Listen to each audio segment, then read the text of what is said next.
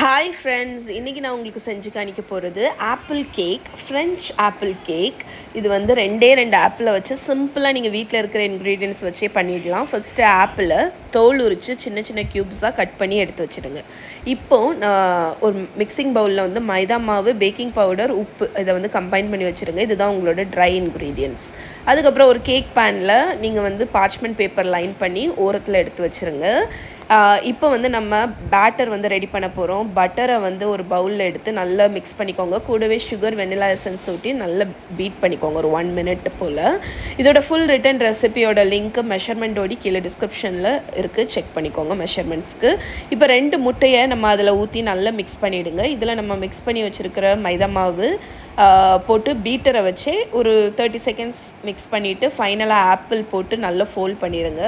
இதுதான் நம்மளோட apple cake batter. இதை வந்து நம்ம லைன் பண்ணி வச்சுருக்கோம்ல அந்த பேக்கிங் ட்ரே, அந்த பேக்கிங் பேனில் பேட்டரை போட்டு, பேட்டர் வந்து திக்காக தான் இருக்கும், அப்படி தான் இருக்கணும். ஸோ அதை வந்து நல்லா ஸ்ப்ரெட் பண்ணிவிட்டு மேலே வந்து ஒரு டேபிள் ஸ்பூன் அளவுக்கு சுகரை வந்து ஈவனாக ஸ்ப்ரிங்கிள் பண்ணிடுங்க. இது ஒரு நல்ல க்ரஸ்ட்டு வந்து கொடுக்கும், ரொம்ப நல்லாயிருக்கும்.